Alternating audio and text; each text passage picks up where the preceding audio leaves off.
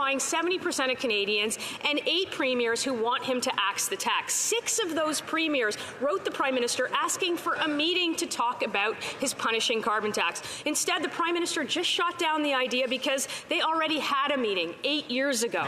Can the Prime Minister tell us how many premiers he met in 2016 that are still in power today?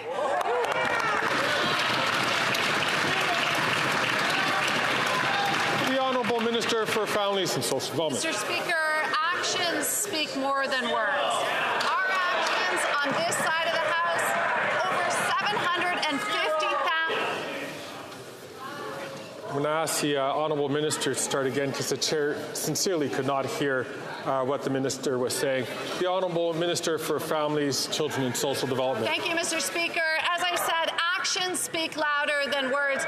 On this side of the House, our actions, over 750,000 families benefiting from affordable childcare spaces, over 100,000 new spaces across the country, 7 million children whose parents benefit from the Canada Child Benefit, a national school food policy.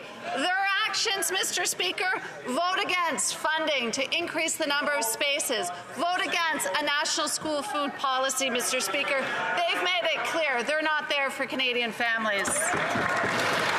The Honourable Member from Thornhill. Mr. Speaker, I don't know if she missed the question, but Canadians certainly missed the answer. It's 0. 2016 is the last time he had a meeting.